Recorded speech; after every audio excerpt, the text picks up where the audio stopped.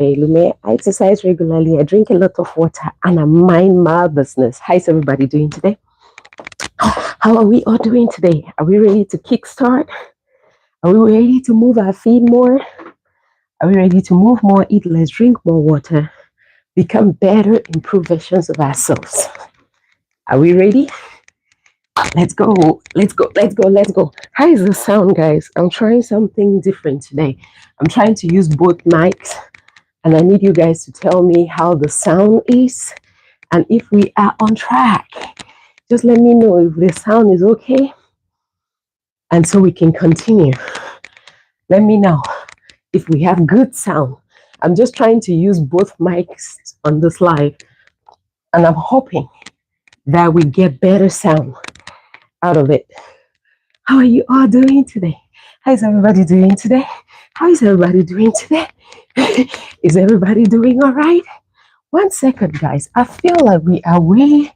Good morning, Bruna. Good morning, Tina Williams. Good morning, Barbara. How are you doing today? Happy Saturday. Good morning, Vanessa Williams. How are you doing today?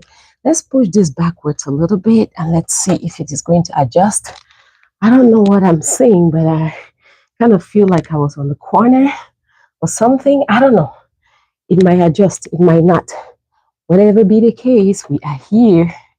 Some days it comes out right, some days it doesn't. I'm just here making sure that it's well put together. Mind you, I am the director, the videographer, the sound technician, all of it. So sometimes things will not go right, and that is okay. That is okay. We're going to work with it, okay, people?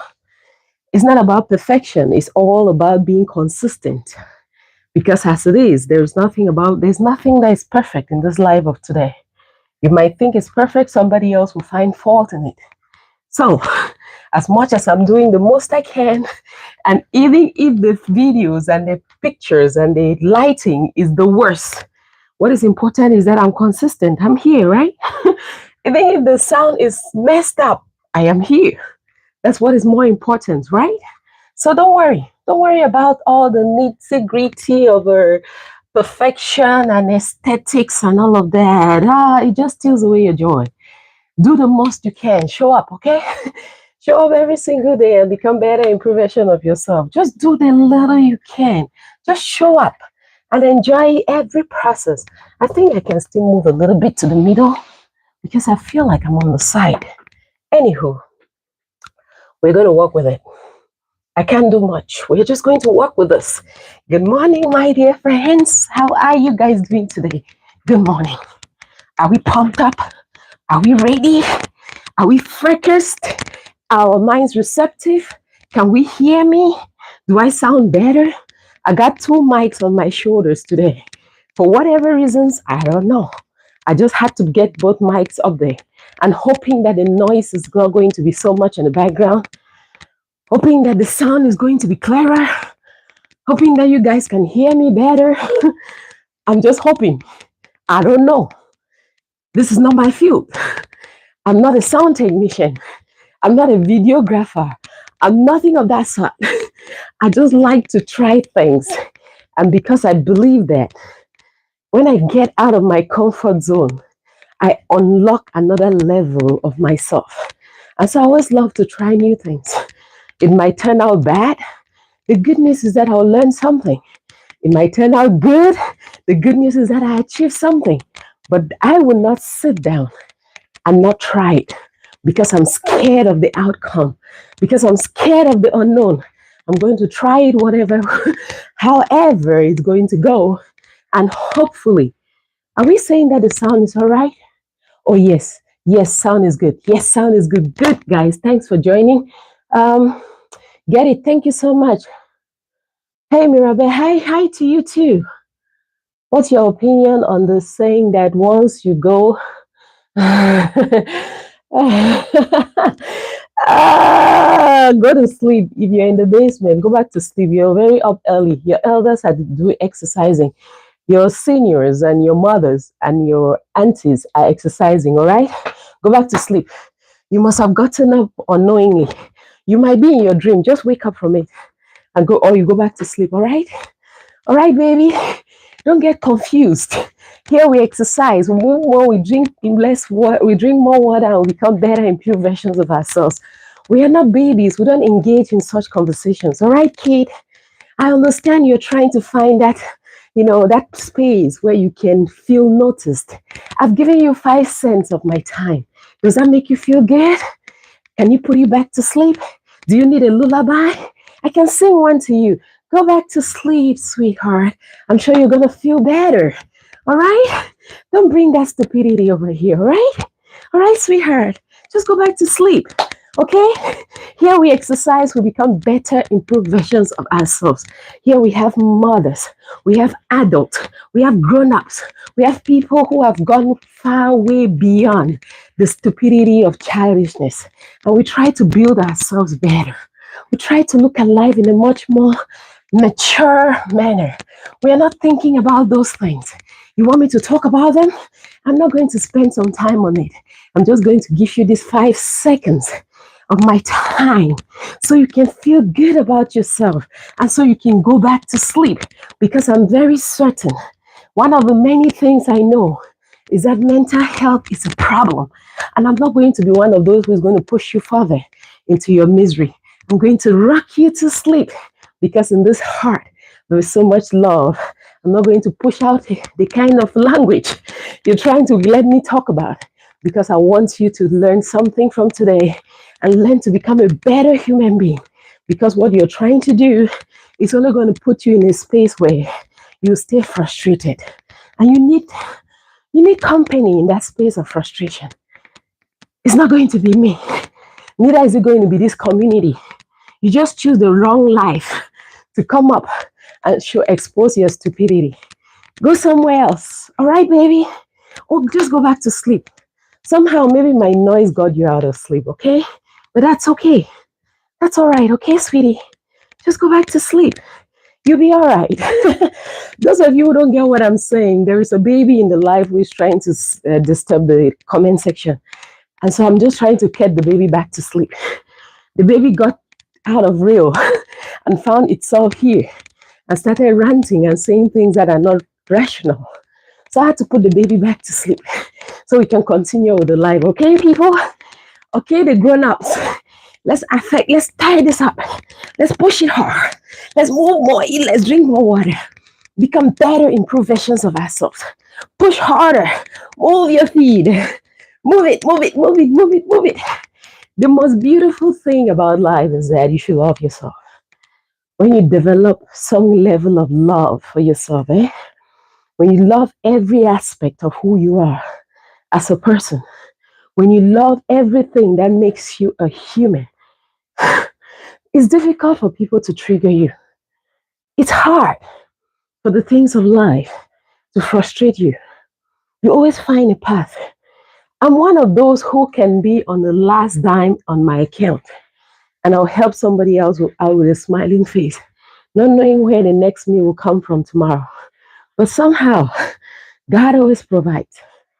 But because I carry myself the way I do, it gives a wrong, a wrong impression. There's always that thought that she has too much, when the truth is that she's just liberal. It's not that she has too much. It's just that she understands that if you need, and you need what I have, and if I can sacrifice it and make sure that tomorrow there is provision, because I believe in provision for every day, there will always be provision. I'm not one of those who is going to sit here and cry over spilled milk. I'm not one of those who will sit down and will not help somebody else whose problem might be $10 and my problem is $50. And if I give them that $10, their problem is solved. But mine of $50 needs me to work a little bit harder. So I'm not going to hold on to that $10, hoping that that person with the with $10 problem, I can not even listen to them because I'm trying to find $40. You'll be shocked at what will happen to you when you sacrifice that $10. That is all you have, but it's what is going to help someone else to fix their own problem, which is just worth $10. And yours is $50. You don't even know where you're going to get it. You're not even sure how you're going to create that amount. But then you've solved somebody's problem that was worth $10. and yours of $50,000 or $50 is still sitting there. Somehow, with that faith, I've been able to overcome a lot of things. Somehow, with that faith, I've been able to go through life without having those moments when I am way down there and there is nothing to pull me out. Somehow, I've been able to navigate through life in a way that seems so simple. But when I tell my truth about the experiences I've had, a lot of people get confused. They're like, you go through this and you're always this happy? You are sure about that? Are you certain? You had this happen to you and you're still this loyal. You had this going on and you're this happy. You had all of this happening and you were able to remove what you have to solve my own problem. My mentality is this: if I have $10 and I'm having a problem of $50, and you have a problem of $10 or $5, why am I holding on to $10? That doesn't solve my own problem. But if I can give you the $10, it's going to solve your own problem. And it's going to eliminate you from having that issue. And somehow, God always solves mine and triples it. He's not only going to give me $50, he ends up giving me maybe $500. And when I take out the $50, I'm still left with $450. I'm ranting. Catch up, all right, people? I rant a lot during this life. If you're new here, you're very welcome. My name is Mirabel Elume. I exercise regularly. I drink a lot of water. And I mind my business. I give unsolicited advice on life in general. I will talk on anything and everything. I will say everything and anything that pops up in my mind. I allow myself to be used by God. My reference is the God that I serve. Yes, I am a Christian, a Catholic Christian by heart, and a very strong believer of the Lord's word. So, that's it. I'm based in the United States, and I'm originally from Cameroon. I speak English fluently. My French is a little bit rocky, but it's okay. For those who understand it, they do understand. All right, my French-speaking colleagues and friends, you'll get it at some point.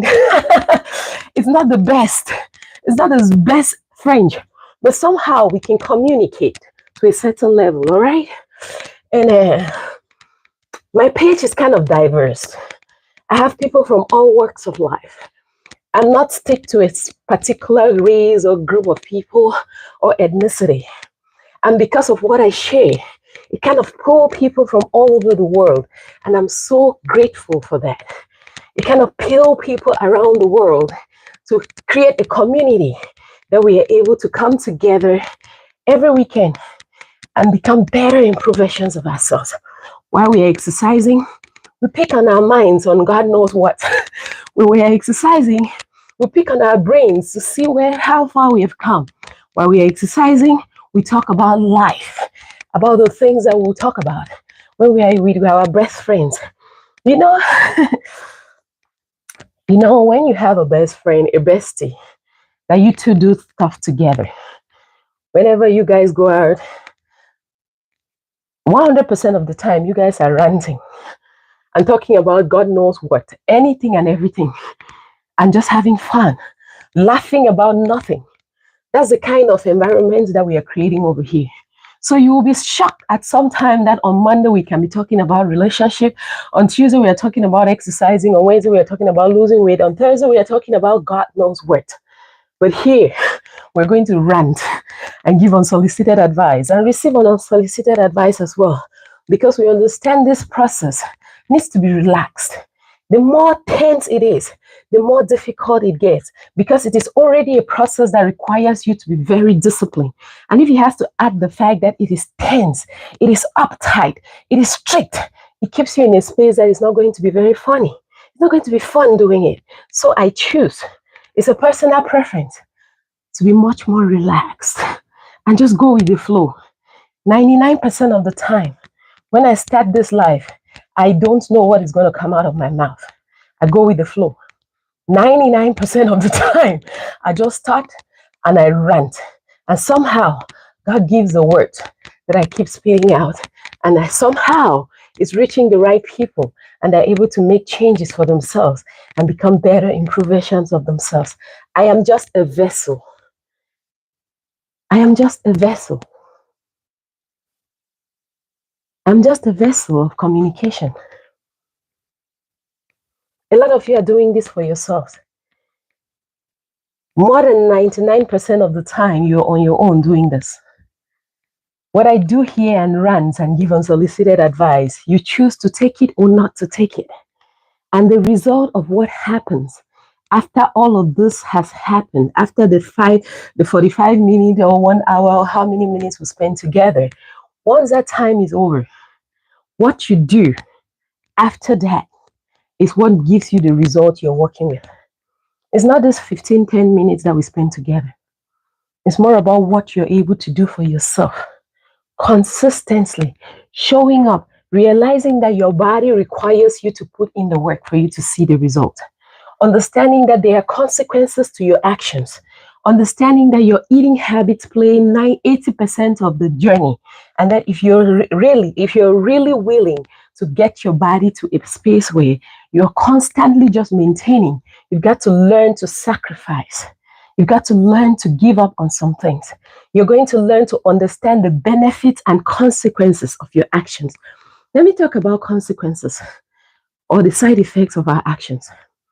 There was a time I was taking a course in school. My baby, my first son, I think by that time he was about 15 years old. I was taking a course. There was a day I got up. I was extremely tired. I was just worn out. It was just one of those days that you feel burned out, like so exhausted. I put in almost 4 or 5 different assignments, and my instructor just expected me to keep doing it over and over for better marks and all of that. It was just overwhelming. And I got up and I went outside on the couch. I sat there with a cup of coffee. No, it was a cup of tea.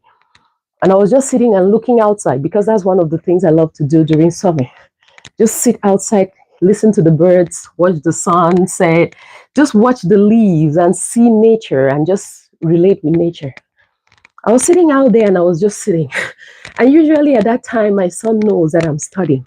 But at that time, I was sitting outside and just watching the world. So he came to me and asked, Mom, why are you sitting outside? Are you not studying today? I said, Son, I don't feel like it. I honestly do not feel like it today. I don't feel like doing nothing at all. He sat down next to me and he said, okay, so what is the problem? That's the one thing that I've learned, I think I've passed down to these little boys that I'm grateful for. They understand the purpose, they understand the importance of communication. They can read moods and they can tell that you're not feeling all right. And they want to help in the little way they can by communicating, because the power of communication is something that a lot of people don't have. The healing communication, the kind of communication that heals and uplifts, is something that a lot of people do not have and we do not practice. Anywho, he met me outside and he said, so Mom, what is it that's going on? I said, Son, somehow. And the other thing about it is that I am very open with my babies. I communicate with them like I'll communicate with you guys. They understand me because I speak from the truth of my heart. I don't sugarcoat things because I think they are babies and they are younger. They don't understand. My first son shocked me when I stayed in a marriage. And when I left, he asked me that, Mom, why did you stay longer? So he could understand when I finally left and was okay to have the conversation. And since then, it has made me to understand that they do understand a lot of things. So on this day, he asked me, Mom, so what is it that is going on? I said, oh, son, your mother is going through it. It's just one of those days. I just feel so overwhelmed by life, by everything put together. It just feels stressful. I just feel like I can't figure things out. He giggled for a second. He said, you don't know how to figure things out. Is the world coming to an end? He jokes about it like that. And I joined him and we laughed. And for a second, he said, but really, what is the main thing that is holding you down? I said, okay, fine. I don't really feel like putting in those assignments. It's just overwhelming. This is like the 3rd time I'm writing that paper, and my instructor keeps saying that I should rewrite it. I don't like that fact. And it's just frustrating me. I've tried. I've given my best. He said, Mom, your best is not good enough. That was the time I almost put on my mommy pants and say, you know what, I'm the mother in this relationship. Don't you dare talk to me like that. But I slowly I relearned my steps. And I say, you know what, take your chill pill, woman. Relax. This young man might have something that's going to help you. If you don't relax, you won't get it. Just sit quiet and listen to the young man. I chilled.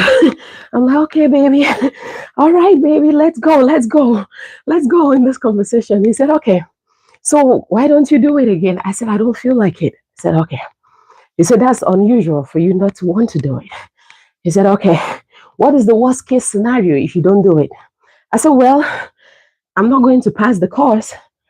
He said, that's the simplest part about it. That's what you are saying there right now. Let me explain to you. That's my 15-year-old son. Back there, I think it was 14, 15. He said, let me tell you what I'm hearing from what you just said. I said, okay, what did you hear? He said, what he is hearing is that you're going to fail that course. You're going to feel disappointed. You're going to pay for the course again. And you're going to remove money from your accounts that you don't even have. And that's going to make you spend maybe one more semester in that school. And that's something you don't like because you don't like failures. I was like, what? You know, I'm your mother. I started feeling like a big girl. I said, I am the mother here. I know what I want to do. You don't tell me what to do or what not to do. And he just relaxed in the chair like he didn't say anything. But once he said those things, that was the reality. That was the truth. I was going to fail that course. I was going to pay for it again. I was going to be disappointed with myself. And I'm going to be very, very, not in this right frame of mind. But because of my little ego, I couldn't just acknowledge that this is what this child has done. He has opened my mind to my stupidity and what I was trying to sit down and ponder on instead of just doing the work that I need to do to make things better.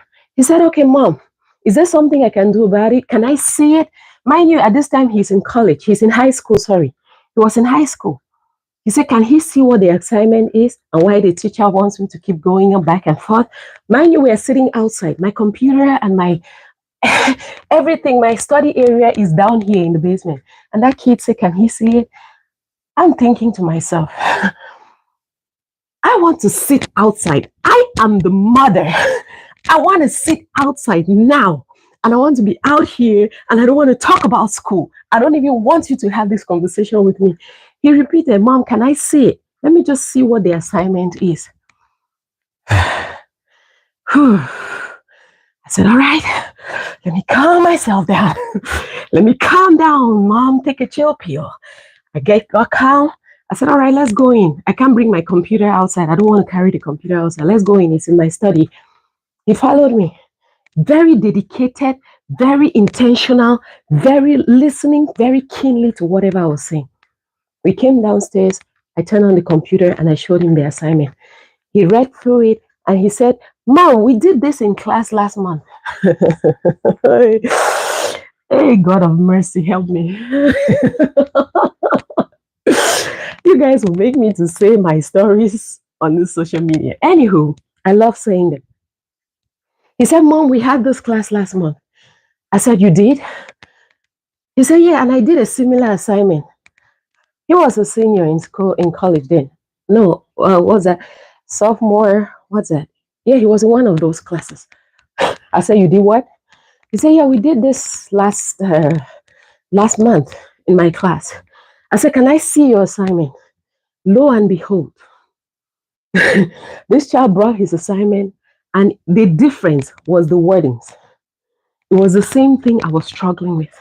It took us less than 4 minutes for us to figure out what it is that my lecturer has been on my neck, insisting that I should do this over and over. And I was already getting mad. After I was done doing that, I sat there and I posted the assignment. I sat down here, he left, he went back doing whatever he usually does, whatever he was doing. And my results came back and I had an A+ on that assignment. I sat down here and I was thinking, I said, but the consequences of my actions, if I had sat out there first and not allowed this child to talk with me, one of the many things that would have happened is that I would have been in my space of my mindset of disappointment. And what would have been the consequence? I would have ended up failing a course. And what would have ended up being the consequence, I would have ended up paying for that course again when I don't even have the money to pay for it. And the intention behind me wanting to do that course would have just diminished because I would have been disappointed with myself and not even like the process of what I was doing. But it just took him to listen. It just took me to be open enough and be vulnerable enough to allow the young man to listen and listen from my place of truth and be able to willingly express himself from his place of honesty for us to fix a small problem. I had already drafted the whole assignment. It was the presentation that was different. And all I needed to do was to talk to that young man, to see things differently, the consequences of our actions, the after effect. It is going to follow us. A lot of us are living in a bubble of our own mindset, and we are not willing to let people come in and help us. Immediately they say something. You heard the many times I told you I felt triggered when my baby told me he can fix it. Well, every time he said something, I tried to block it. I tried to say, no, I am the mother. I know better. But I learned to take that chill pill and just relax and let that young man express himself. And the more he expressed himself, and the more I allow myself to be vulnerable and to allow myself to be taught, because I am not a God. I'm not a God. I'm not a know-it-all. I'm always open to understanding and open to correction. I allow myself to take that second seat and just sit down and let this young man lecture me. And he did. And lo and behold, I graduated with honors. Lo and behold, that was a course that would have kept me in school for God knows how long. But then I wasn't able to take another semester. And lo and behold, it was because I was able to allow myself to be taught by my son, 15, 16-year-old. I was already a grown woman. And I allow myself to be taught by a child. A lot of us are in a space where we are not growing because we think we know it all. We think we have arrived. I am the director in chief of whatever. I am the manager in service of what God, no ever. I am the service head. I am the supervisor. Those titles have stopped some of us from growing. And it's causing us our pain. The minute you take a few steps back and start allowing yourself to learn, allow yourself to try new things, allow yourself to put on the ring light and let the lighting not be bright enough, and put on 2 microphones on your chest when you're not supposed to use 2 microphones, and just watch what happens. And if the result is something that is successful, you learn something from it.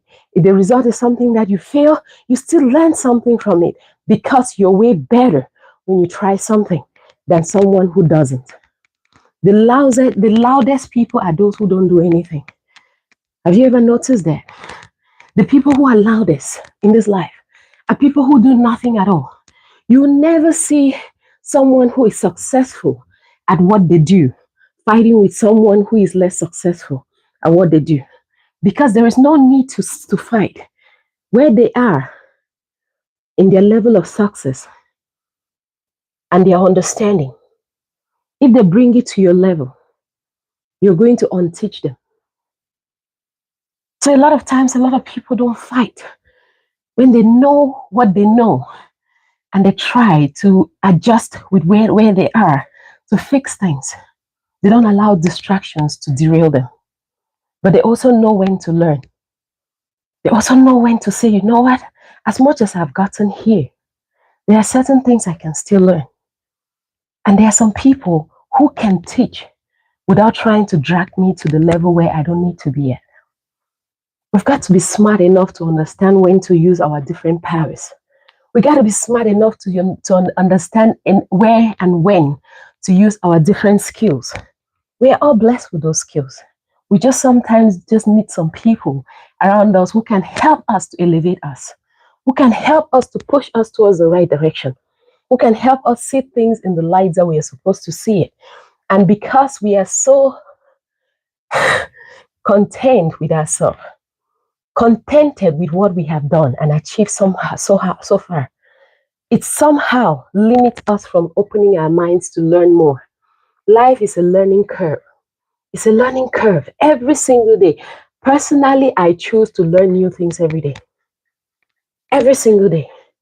Some of the lessons come from my failures. I'll try something and it will fail woefully, but I'll learn something from it. I'll try to do something with all my heart. I'll put in my all, and I will end up failing. And I'll learn something from that failure. And those that I succeed in, see me doing them again the next day. I learned how to use a hula hoop when I was already a grown woman. There are lots of us who use hula hoops as babies. Those were the things we played with. We'll get a hula hoop and we're like, hey, I'm with my friends, we are hula hooping, and everybody is just having fun. At my age, and I pick up a hula hoop, and it wasn't just a regular hula hoop, I picked up a weighted hula hoop because my intent of using a hula hoop was to snatch my waistline and exercise my core strength. That thing humbled me. It humbled me. The first day I used the hula hoop, God of miracles, help me. The first day I used a weighted hula hoop, I put that thing on my waist and it danced all the way down to the floor. I'm like, all right, God, I hear you. I hear you. Yes, I am being humbled. I hear you. I put it up here, it brings itself down here. I put it up here, it comes right back here. I said, okay. At the end of it, I bruised my T-bone, the bones that we have here. I bruised them. Very red lines all over that spot. It took 7 days for that thing to heal. By the 8th day, I picked up that hula hoop again. I picked up the hula hoop. I was here making all the noise in the world, putting it up, and it will find itself on my thighs. Put it up here, it will find itself on my thighs. By the end of the day, somehow I figured out that it shouldn't be going down towards my hips because I was struggling to work the hula hoop on my hips, not knowing that I had to work it on my waist curve here.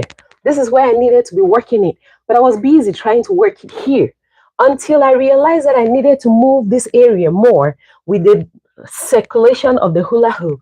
Then it was going to sit upright. The day I figured it, I made a video and posted on social media with all my failures and my flaws. I made it and I posted it on social media to expose my stupidity and to expose how much I don't even know how to use a hula hoop. And in my age, I think then I was 40, trying to learn how to use a hula hoop, to be laughed at and mocked at, not knowing what I'm doing. But the result, we all are seeing it today. We all see it today. My dear friends, try something. Even if you look awkward doing it, it's better than not trying it at all. Don't feel defeated by just looking at something. Let your first watchword not be that I cannot do it. There is something that I always go back to. One of the former presidents in the United States, one of his speeches that he did during his campaign. Yes, we can. That phrase is a powerful phrase in my heart. Every time I find myself in a space where I feel defeated, I say, yes, I can. I don't even say, yes, I can. I say we because I want all my different spirits, all my different strength to come with me. So I don't say, yes, I can. I say, yes, we can. Every strength in me should come up because I need it at that time of my failure, of my downfall, of my fears. I need you all to come up. I need all my motivations. I need all my positive energy. I need you all to come with me. So I always say, yes, we can. I don't say, yes, I can. Because within me, the He that lives in me and every other strength that I have makes a lot of us. You see one, but there are many. So I choose to say, yes, we can. We all can do it. And together, I've always successfully done it. And when I fail, I learn. When I succeed, I win. And it doesn't stop me. If I think it, that means God has given me the power to do it. If I think it, that means that He has put it in my heart and that it is possible for me to do it. I don't start by creating the unknowns, the worst case scenarios. I don't create the worst case scenarios in my head. I always try to create the best case scenarios. What if everything goes right? What if I succeed? What if it turns out good? I don't always go for what if it doesn't succeed? What if it fails? We nurture a lot of what if it fails, so much such that it makes it so hard for us to look at things in the part that, what if it succeeds? We always have a backup plan if it fails. What is the backup plan when it succeeds? That's why a lot of people cannot even hold on to healthy relationships because they are so good at knowing what red flags are. What about the green flags? Do you know what they are? What about the things that makes it what they are? When you're in there and you don't see those red flags and the green flags are all white and bright in front of your face, do you know what to do? Or you've only been prepared for what to do when the red flags show up? A lot of people are prepared for the red flags, but we are not prepared for what happens if everything goes well. That's why we are miserable, because we don't even know how to behave in the space of success. We don't even know how to behave in the space of when things are tough, even when they are right. We start looking at tough times as red flags because we always want red flags to show up. We see tough times as red flags, as a reason to check out, a reason to sign out, the easy way out, because we have practiced that for so long. Those are the things we practice. And what you practice on, you improve on. You've practiced knowing how to see red flags.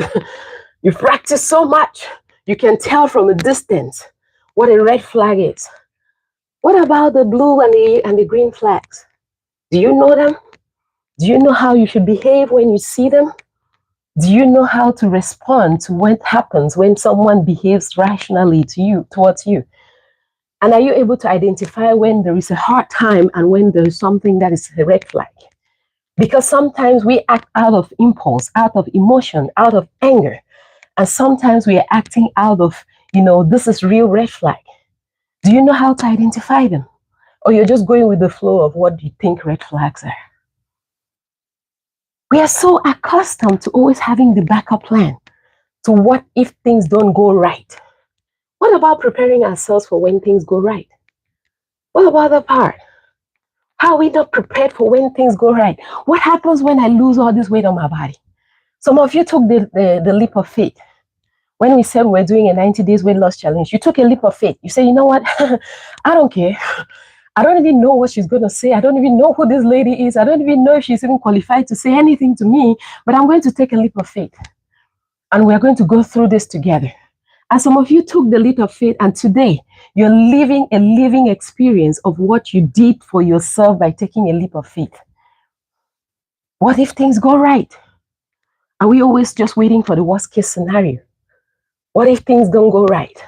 I just dive back to my old bad habit that I eat without control, that I just go back into the mindset that I know that, this thing is not for everybody. It's not everybody that can lose weight. Hey, for my friends who are 40s and above, yes, this reminds me of something I thought about yesterday. Please don't do the tummy tuck. Please don't go do the gastric bypass. Please don't do the gastric sleeves. Please don't. Please don't. And for those who are even younger, just don't. For those of us who are 40 and above, I'm pleading that don't do it. For those who are younger, just don't. You still have a chance to have your kids. You do not want to deal with the complications that comes with those things. The body as it is, once it is altered, there are difficulties that come with it. There are some things that just don't go the same way they used to. Once the body is altered, it doesn't just perform the way it used to. And as we age, with less muscles on our body, less strength, we go in for gastric sleeves or gastric bypass or any of those weight loss surgical procedures. We are helping ourselves to be much more weaker. I don't know how longer some of us are going to live if we do not pick up exercising after doing those weight loss surgical procedures. I don't know. The after effects are there. I'm not trying to frighten anybody. I'm just letting you know that there are other options. It might be longer, but it is better. There are lots and lots of other options. That's why even if you're supposed to do a gastric bypass, your doctors will ask you to lose some weight first. They will make sure that you're able to lose weight. And if you're able to lose weight on your own before they do a surgical procedure on you, doesn't that tell you that you can do that process all by yourself? You just have a mindset that you're looking for something you call a quick fix, but it has effects. It has consequences. And a lot of times, they are not the positive ones. Once the body is altered, a lot of things don't go the way they used to. Those of us who are CS moms, we know what we go through. We know how we feel. I had to push myself through a lot of those pains to get to this side where I am. I had to overcome a lot of mental traumas to get to where I am as a CS mom and in an advanced maternity age. I had to overcome so much mentally to be able to stand here and even talk to you guys confidently. There's a whole lot that happens. And it's even worse when you do it. When you try to do the gastric bypass or the gastric sleeves, and you end up in a space where you're not seeing the result. Do you know how frustrating and what the mental effect is on that action that you just took? You go one or two ways. Either you go and repeat the surgical procedure and always being on a process where you're struggling, or you just give up. There are consequences. It's not just a trend that everybody is doing weight loss surgical procedure. It's not a trend. Please, there are alternatives. Exercising is at the top of it all. It may sound very difficult, but it is easier. Trust me, it is easier. They cannot tell you the truth. Mirabel will. Exercising seems difficult, but it is easier than trying to go through a weight loss surgical procedure. It is easier. Way easier. Figure out a strategy and a time and a period to get up every day and exercise. It is easier than trying to go through those surgical procedures. The procedure itself takes less than 30 minutes. It's less than an hour procedure. What you're going to be doing on a daily basis, this exercising, it will transform and reshape and reform your mind in ways that you will never get on that surgical bed. There are lots and lots of people who have gone through the procedure and have ended up in the gym. A lot of them. Ask yourself, what are they doing in the gym when they had to go for a weight loss surgical procedure? But that's the good news about it, that the gym is where the solution is. They just need a reality check, and they decided to go cut their bodies to get that reality check in order for them to come and work out in the gym. They'll tell you that you need to exercise to maintain it. You need to exercise not to go get the surgical procedure, period. You just need to exercise your body. Call it a poverty mentality. It is going to save you. Call it a mentality that makes you not to spend your money. It is going to save you. It's not everything that we can afford that we need to buy. I can afford cigarette, alcohol, and all of that, nightclubs and all of that. I don't get them. It's not everything that your money can buy that you need it or that is healthy for you. I don't even want to go to those of us young ladies who have decided to transform our physical appearance with the BBLs and whatever the other one is called, enhancements and all of that.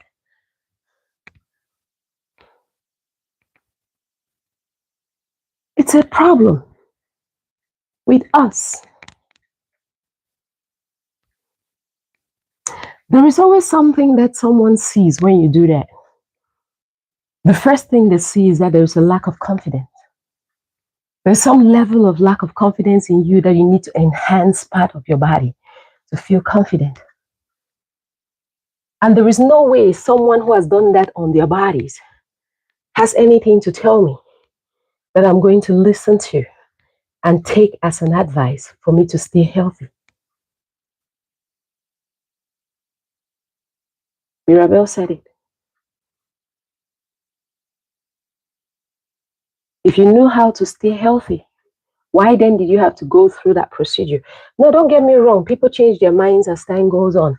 You might have realized that the procedure was not a good standpoint for you, and you have chosen to take a few steps out. Yeah, I can listen to you. But you who is still in that mentality of transforming your body and patching things here and there and making you look like these soldier ants. In my country, we call them soldier ants. And you think you have something to tell me on how to be healthy? Unfortunately, I don't have time to listen to that. It's just not the right place for me to get any of such advice. And the unfortunate thing is how it is being glamorized and how our young people think that it is the way out. As a young woman, for those of you who are still young in here, even if you're 20, 25, don't worry, your body will develop. You gain a little weight, it's going to develop.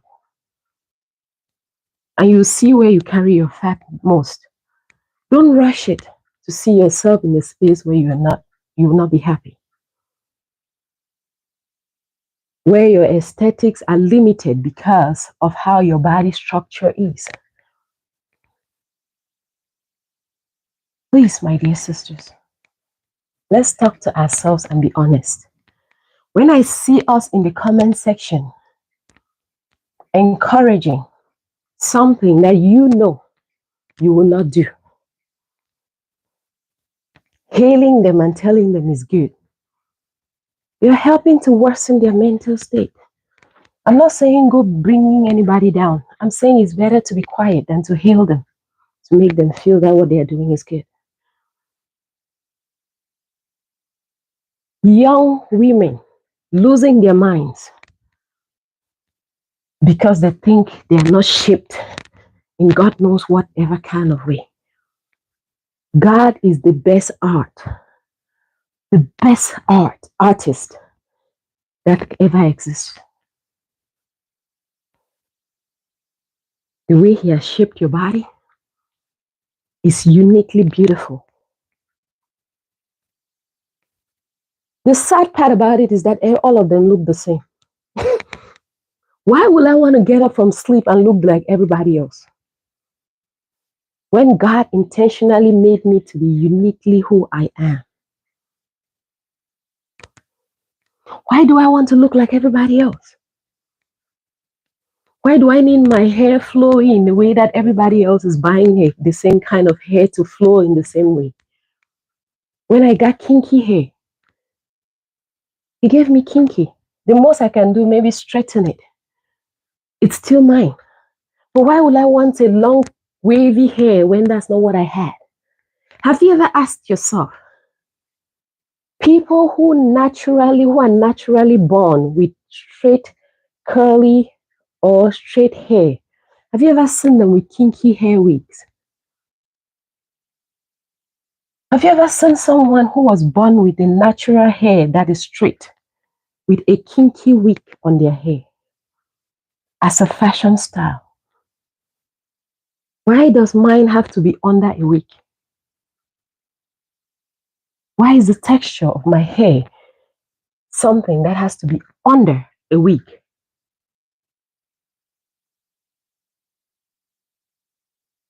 Why do I have to look like somebody else to be acceptable?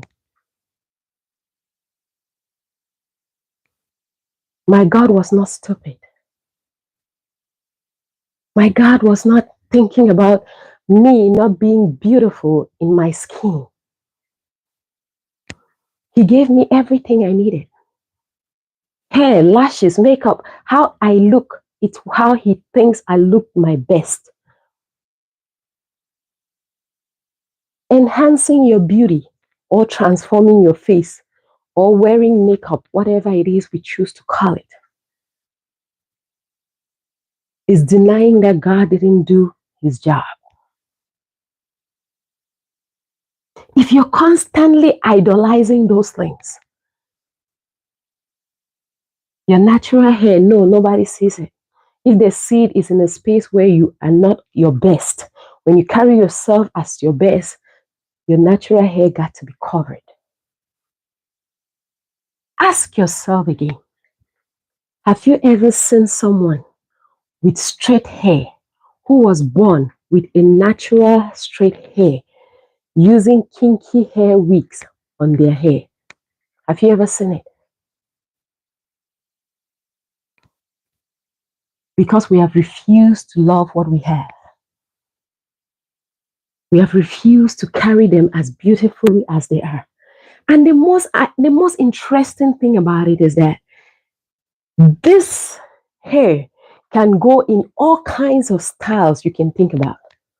The kinky hair. You can do all kinds of things with your natural hair. All kinds of things. Now we are thinking that it is a problem. It is very difficult to maintain. It is very hard to put the right kind of products on that hair to take care of it. I'd rather just cornroll it, hide it under a wig, because that's where it belongs. When it comes to presenting ourselves in the spaces where kings and queens dine, we cover it, we hide it. It's not good enough to sit on the table with kings and queens. It is not classy enough to be presented in occasions where celebrities dine. And under that same tone, we expect we ex- we will be all right, all right? We are all going to be all right. A lot of the things I said at the end of this life, a lot of people cannot relate with because I have a diverse crowd over here. But for those of you who can relate with what I said, please encourage one of us to maintain what they have. We are slowly losing our originality. We used to think that it was back home in Africa, where I come from. It's worse there. The quantity of the wigs and the market for it back there has blown out of proportion. It is a competition now so much such that women grade themselves on what kind of wig they can buy. We are now covering and ashamed of what we are as originality, and we have to put a price to what it is that we put on our hair to be accepted. Have you asked yourself, the people with straight hair, do they cover what they have? Do they hide it? What makes theirs better than yours? The texture, you have decided to like their texture and hate on yours. Your texture is good enough to be under the wigs. Their textures are better to be exposed. We are doing it to ourselves. Nobody is doing it to us. We are doing it to ourselves. If you think it's too difficult to maintain, there are lots and lots of products. How did you get to the state where you can find the kind of wig that you're wearing on your head? You discovered it, you found it, right? You searched, you looked for it. Now that you want to maintain what you got to find the right products to soften it, to maintain it, to give it the texture that it deserves. Apply some good oils on it, and it's going to look beautiful. It's all about choices. The one that made me to almost cry lately when I saw it was when I saw a young lady putting a wig on a baby's head. I was like, we have lost it. We have totally lost it.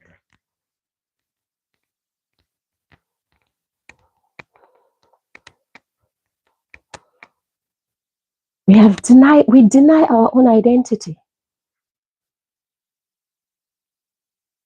A lot of times you can't identify people if they all cover their hair, right? Immediately we expose it, then you can tell that this person is either such and such. You can at least tell to a certain extent. What we are doing is that we are denying our identity. We are saying no to our identity. It doesn't belong where celebrities dine. It has to be hidden because it doesn't belong. Then we come up with culture. It has been our culture since blah, blah, blah. Oh, please. BS. BS. We know it's not our culture. So our culture is that we deny our identity. Is that what makes our culture what it is? That we say no to who we are and embrace who we are not? Of course, we can't know people from just meeting them from the first time. How you present yourself the first time, first appearance, first impression. When I see you before I hear you, what I see is that you have denied yourself of your identity. Then I can hear you, then you may sound like your identity. But first impression, when I see you, what do I see?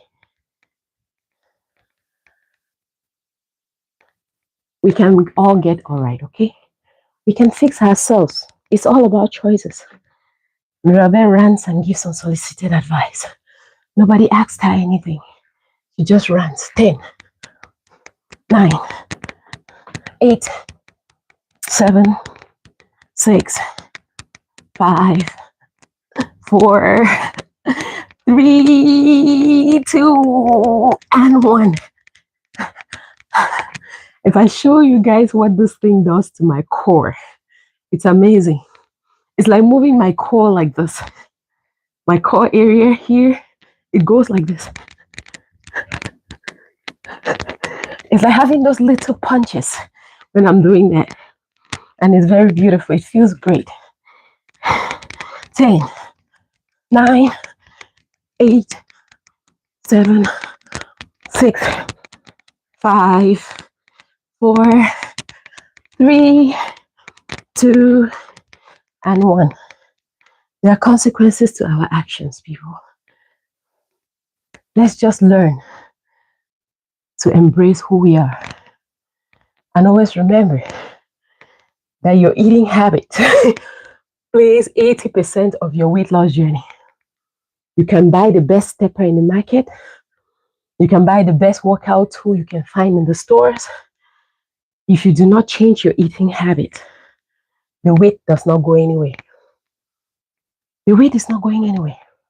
So if you want to lose that weight on your body, first things first, develop the discipline of a better eating habit. Learn to eat to nourish. Don't eat to fatten. Learn to eat to nourish. Do not eat to fatten. To eat to nourish, you don't need more than a handful of food. Whatever your food type is, you don't need more than a handful of food to be satisfied or to nourish the body. The reason why you keep going overboard is because you have practiced overeating for so long, so much such that it's part of you right now. And changing that habit requires you to develop new habits, requires you to develop new ways of doing things in order for you to perfect the fact that you can eat better and get the weight off your body. It's not a seasonal quick fix. It is not. It is a lifestyle. To show up, to show out, to become better, improved versions of ourselves. You guys have been saying so much. Blessed day to you, Mary. Miss Mirabel, Jesus loves you and he's coming soon. Yes, thank you so much. Stay blessed. You too. And thanks for the boost of confidence. Thank you so much, Mary. I appreciate that. Sexy and comfortable with all awesomeness. Thank you so much, whoever that is. I appreciate you. Tina Williams, thank you so much. Great workout. I appreciate you, Camille. Thank you. Hey, grandmom. Hey, my dear sister. Hey, hey, hey. See, it's not that you guys are not my dear sisters. Gwen is from my country. Gwen is a Cameroonian as well. So when I see us in here, I'm happy. Home is home. Thank you so much, Lindy. I appreciate you. See you next week. See you next week, Vanessa Williams. See you next week. Thank you for the workout, Rosie. Rosa, thank you so much for being in here. Good morning, everybody. Gracefully blessed. Good morning to you, my dear sister. Good morning. Somebody sent me an email. I think I saw it. And you said some really beautiful things.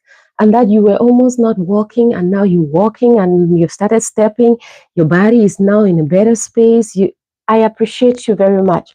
It's just the number of emails that makes me not reply to you. But I saw your email, and it was very touching.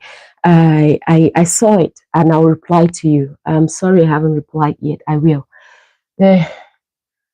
We all love you. I love you right back, Nicole. Nicole's Fit for Life Goals. Thank you so much. I love you guys right back. Thank you so much. What is your usual time for live? 7 a.m. Central Standard Time. 7 a.m. Central Standard Time. Where are you based? I'm based in the United States. I'm in Iowa, actually. I'm in Iowa. All right, people. See you all next weekend. Stay safe, stay blessed, stay positive. Enjoy your day. I definitely will, Vanessa William. Thank you so much. Stay focused, sister. How is the hula hoop coming up? I know you enjoy your hula hooping. See, exercising is whatever makes you feel good when you do it. We should not be stereotypes. All right? Just get up and do whatever is going to make you sweat profusely so you can feel better about yourself. So you can stand for an hour without feeling stressed, or exercise for an hour without feeling like you're going to feel. Have a blessed day, everybody. Have a blessed Saturday, everyone. Thank you so much for hanging in here with me. God bless you all. See you all next weekend. Stay focused, stay safe, stay blessed, stay positive. Be the very best versions of yourselves. It is not a seasonal quick fix. It is a lifestyle. God bless you. You too. Gracefully blessed. You too. You too. God bless you all.